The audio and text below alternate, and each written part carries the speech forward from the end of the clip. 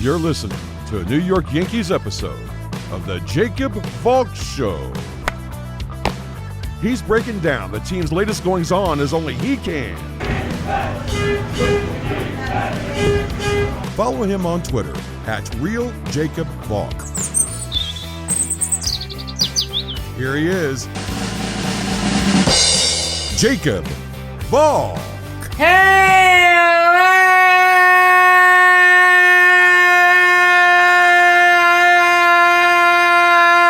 Yankees fans! Welcome to another New York Yankees episode of the Jacob Valk Show. I am the Jacob Valk, and you're not. The New York Yankees season is dead. It is over. Forget about it. They had the opportunity to prove that they were worthy of improving. After sweeping the Phillies, it's like, okay. You know, maybe this team can do something against the Red Sox. And that Thursday game, it looked like the Yankees were going to win. Nope. The bullpen blew it. Litke blew it. Green blew it. Brooks Kriske will never pitch for the Yankees again. Friday, they get to Garrett Cole. Saturday, the Yankees pull off this thrilling comeback. They're dead to the world. Entering the top of the eighth, they score 4 runs. Thank you, Nathan Eovaldi. Thank you, Adam Ottavino. Finally contributing for the Yankees. They win the game. Chapman gets the save. Okay, you know what? If you can win on Sunday, you split the series. The Athletics aren't playing good baseball. They've lost 3 straight. Maybe it is worth improving this team. But this team suffered another absolutely devastating loss. Domingo Germán's throwing a no-hitter through 7 innings. He is absolutely dealing. Makes a bad pitch to Alex Verdugo, and Verdugo hits a double. Okay, there goes the no-hitter. It's one bad pitch. It was the worst pitch he threw the whole game.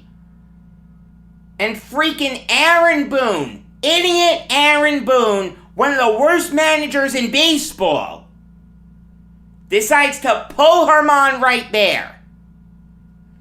Did you learn nothing from Kevin Cash pulling Blake Snell? You got your pitcher absolutely dealing in a high-stakes game. Make no mistake about it. That game yesterday for the Yankees was a playoff game. That game was just as important to the Yankees as the World Series was last year to the Dodgers and Rays. But Boone's like a freaking kid on Christmas. He can't wait to get into the bullpen. Oh my God, I have all these toys that I need to play with. Oh, who am I going to bring in? Oh, let's bring in Loaisiga. What about Germán? No, we have to pull Germán. No, he made one bad pitch. Oh, this is it. We have to pull him now. Now. You knew it was the wrong decision. But if Loaisiga could hold on, okay, no one's talking about it. It's just one of those things where, yeah, you would have liked Germán to have finished that game. You want to tell me he would have been pulled after 8? I can accept that. But he had to go further into the 8th inning. Instead, idiot Aaron Boone, idiot Brian Cashman, whoever's making the final decisions on what to do with the lineup and what to do with the pitchers, ruined that game for the Yankees. Loaisiga faced 4 batters. Gave up a double, a single, and another double. By the time Zach Britton came in, there were runners on second and third. Nobody out. The Yankees are up 4-3 at this point. Not all is lost. Because Zach Britton's a money pitcher, right? Here's a guy who's on a huge contract. We keep hearing, oh, he could close for any other team. If he's healthy, the Yankees' bullpen is dominant, blah, blah, blah. Instead, Britton allows the tying and go-ahead runs to score. I can't get on Britton entirely, but a strikeout would have been nice. Maybe a walk to set up the double play. Maybe a lazy pop-up. Instead, Britton gives up 2 sacrifice hits to Kevin Plawecki and Xander Bogaerts. Next thing you know, the Red Sox are up 5-4. The Yankees got the tying run in scoring position. Tyler Wade pinch ran for Giancarlo Stanton. He stole second, but Rougned Odor popped out to Devers, and the Red Sox sucked the life out of the Yankees. This is another devastating loss. It's right up there with the Twins loss. It's right up there with the Mets loss. It's right up there with the Astros loss. You'd think I'd be numb to it by now. I mean, you really thought that that win on Saturday could be the turning point for this team. If they could split the series against the Red Sox and win the series against the Rays, then yeah, go all in, make these big trades. What that loss proved is that the Yankees are not a playoff team. Playoff teams do not have this many heartbreaking losses. They don't throw a AAA pitcher in there in the 10th inning and watch him throw 4 wild pitches, tying the American League record for most wild pitches in an inning. The Yankees are done. Their goose is cooked. It doesn't matter what happens in the Rays series. They're not worthy of supporting at the trade deadline. I've said this before, I'll say it again. Let's say the Yankees make a bunch of win-now trades, and they sneak into the playoffs as the second wildcard team. And let's say they beat the Rays, because in a one-game playoff, I'm taking Gerrit Cole. The Yankees are going to lose to the Red Sox. They're going to lose to the Astros. They're going to lose to the Rays. They're going to lose to the White Sox. If all you're going to get is an ALDS exit, what's the freaking point? I'm telling you, everyone not named DJ LeMahieu, Gio Urshela, Aaron Judge, and Gerrit Cole, you've got to listen to offers on. I'm not saying you definitely trade them. You don't give away Torres. You don't give away Voit. You don't give away Chapman. You don't give away Green. You don't give away Loaisiga. But you've got to listen to offers on them.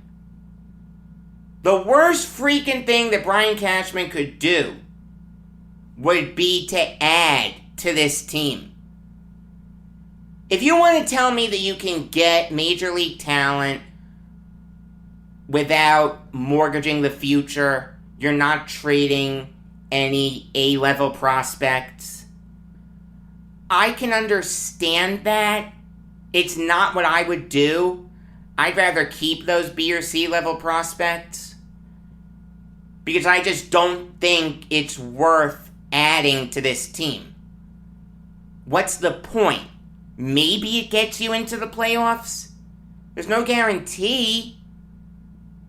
You're just going to get destroyed in the ALDS. The season's a failure. I mean, why wouldn't you ride the young guns for the rest of the year? Why wouldn't you ride the Greg Allen train for as long as it's on the tracks? Why wouldn't you ride the Estevan Florial train for as long as it's on the tracks? Necessity's the mother of invention, but it may also be the mother of discovery. How did the Yankees discover Gio Urshela? Miguel Andujar got hurt. So the Yankees promoted Urshela, they gave him a shot, and he parlayed it into becoming the Yankees' starting third baseman. The Yankees had a glaring hole at first base because guys like Greg Bird, Tyler Austin, and Neil Walker weren't getting the job done. So the Yankees targeted Luke Voit in the trade, they gave him a shot, and he opened up the year as the Yankees' starting first baseman. And I'm not ready to give up on Voit. I'd listen to offers on him, but I'm not ready to give up on him. If you give these guys an opportunity, maybe they'll pan out. Maybe you'll see that you have some major league ready talent. I mean, the Yankees are going to have some glaring holes in the outfield next year. It's not a bad thing to pencil Florial into one of those starting positions if he keeps producing. Same thing with Greg Allen. Give these guys the chance. That's my point. Don't trade for major league ready talent. It makes no sense. I don't care if you can get someone for a song. I'd rather you develop the young guns that you have. Guys like Allen, Florial. Maybe Davy Garcia could get more of a chance. We thought that Garrett Cole's epic complete game shutout against his old team would be a turning point. Instead, Altuve delivered another walk-off against the Yankees. The same thing happened over the weekend. We thought Saturday's win could be a turning point. Instead, Jonathan Loaisiga, and to a lesser extent Zach Britton, blew yesterday's game. Again, an incredibly stupid decision by Aaron Boone. He has proven to be inept.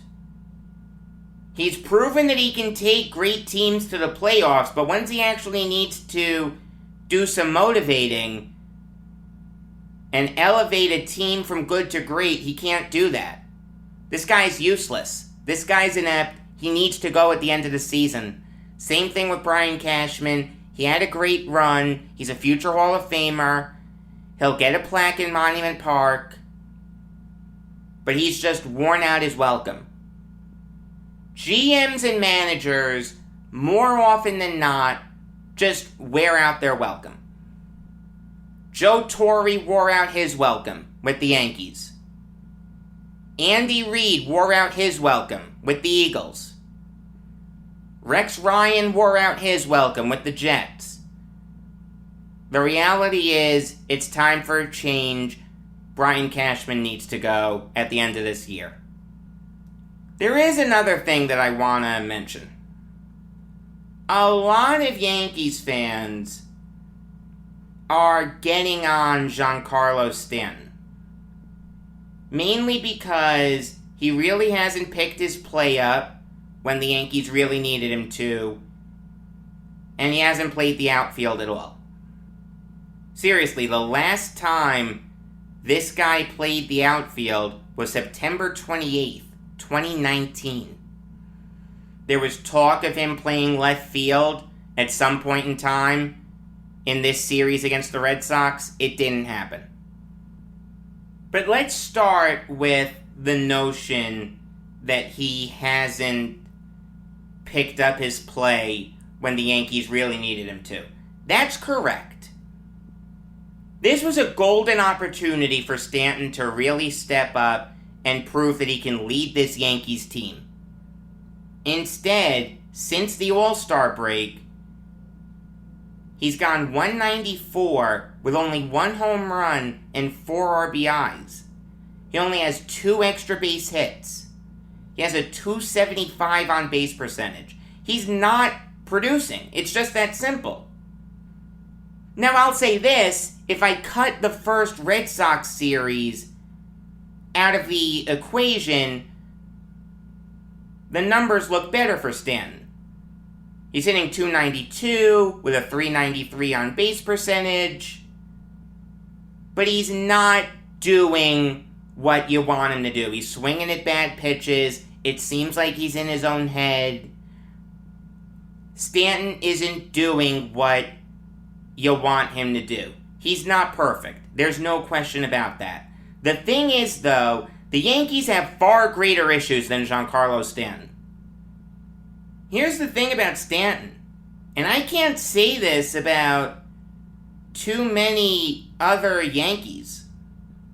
He stayed relatively healthy all year. He missed a couple weeks in mid to late May. I get that. But that's it. The Yankees have played 98 games this year. Stanton's played in 78 of those. That puts him 6th on the team. He's 5th in at-bats. He's 3rd in home runs. He's 4th in batting average. He's 2nd in RBIs. Stanton's not having a bad season. Yes, he should have stepped up when guys like Judge and Urshela were out, but overall, he's had a good season. Now, do you want him playing the outfield?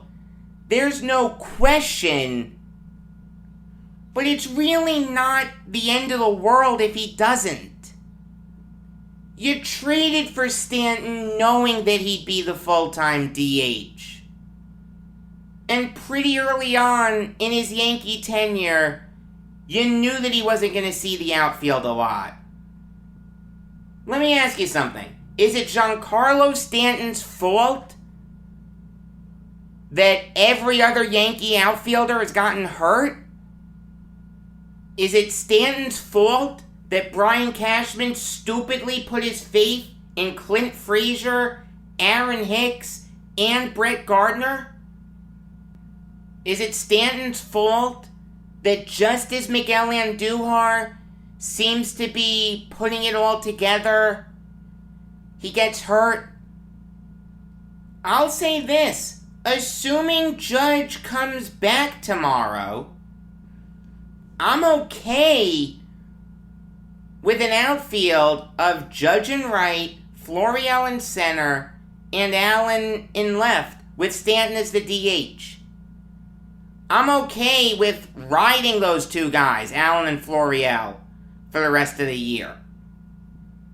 I don't care that in this 9-game stretch since the All-Star break, the Yankees have actually had a winning record, 5-4. The reality is, it should be 7-2.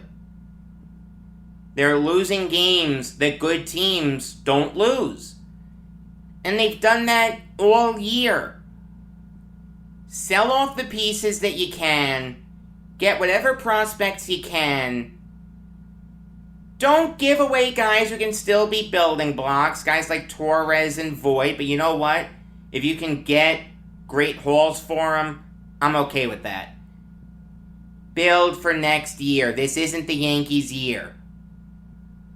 It should have been. It's a terrible job by Boone. Terrible job by Cashman. Those guys need to go at the end of the year. The day after the season ends against the Rays. Fire them both. You'll get another one of these shows next week. Hopefully I'm praising what Brian Cashman did at the trade deadline.